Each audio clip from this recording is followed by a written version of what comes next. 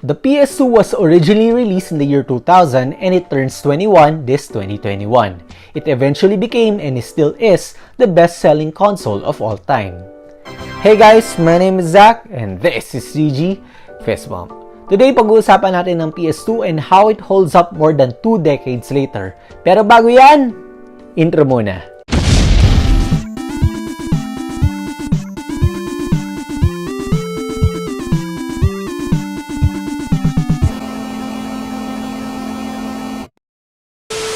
For those who are new to my channel, it would really help if you would click on subscribe, then hit on that notification bell to stay up to date with my latest videos. I do gameplays, I do modding and emulation tutorials, I do reactions and unboxing, and I also talk about video games in general, just like this one.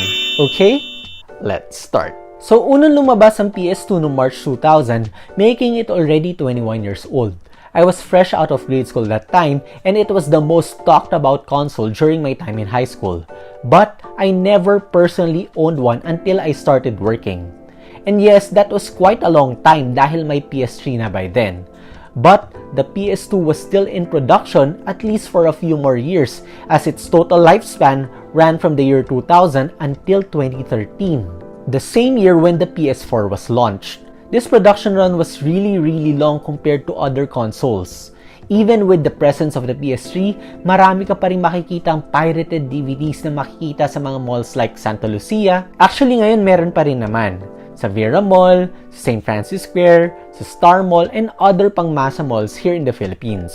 And even though I was late in the party, I did remember playing the console sa mga video game rentals, like yung sa EDSA Central back then.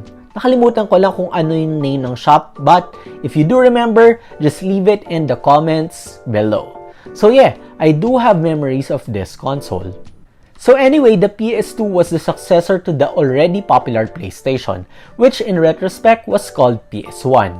The PS2, however, became more popular, and not just compared to its predecessor, but to all video game consoles ever made thus far. The PS2 sold 155 million units worldwide. Compared to its contemporaries during the 6th generation of consoles, the original Xbox sold 24 million units, the GameCube 21 million, and Sega's swan song, the Dreamcast, only sold 9 million units. Even combined, they are nowhere near the PS2 in terms of units sold.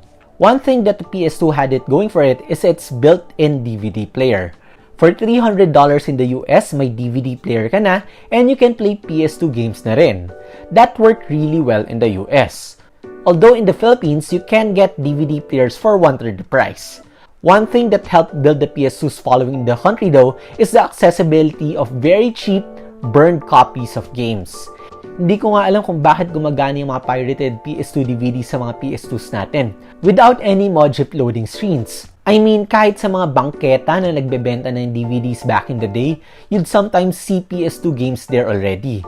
Meaning, a large number of PS2s in the country can read these pirated DVDs. Ang maganda din sa PS2 is that PS1 games and accessories were backwards compatible. So, napakalaki ng library ng games na pwede mong malaro sa console. So, we started out with the PS2 in 2000. But eventually, we did get the PS2 Slim in 2004, which I have in my possession. This is also the same PS2 Slim which I've been using in my free MacBoot tutorials. Now, itong PS2 Fat pala, I just got it very recently, Valentine's of this year, for just 2,500 pesos, shipping included. And it came with a 120GB hard drive with a network adapter and free MacBoot, which is sulit na rin. Since it loads from a SATA hard drive, nagiging faster ang loading kaysa pag binabasa ang game from a DVD drive. So as you guessed it, the PS2 Fat is definitely moddable in 2021, along with the PS2 Slim. Now, let's take a look at the build of both the original PS2 and the PS2 Slim. Sa harap ng PS2, you have the PS2 logo in blue, and in writing, yung PlayStation 2. Lumalabas ang disc tray pagka pinipindot ang eject, then babalik ito pagka pindot ulit ng same button. Meron siyang dalawang slots for memory cards and 2 controllers. May dalawang USB slots which yung version niya is USB 1.1.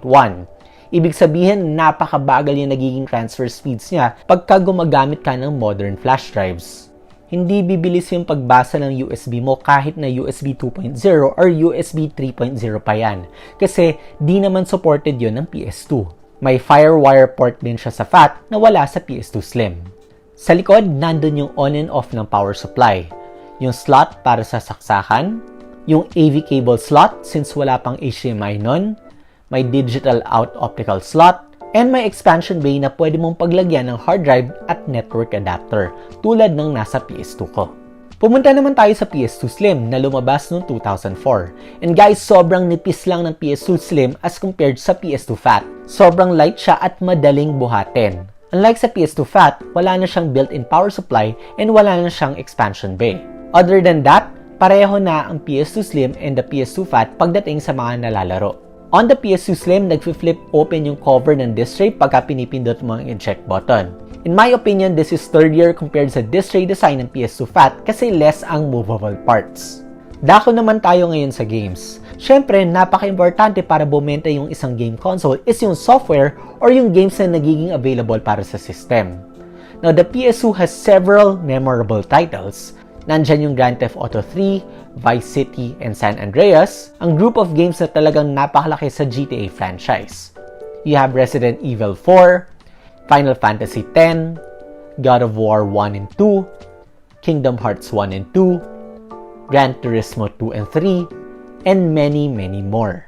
Yes, medyo outdated na yung graphics and resolution niya compared sa mga home consoles ngayon, but still, it's pretty enjoyable.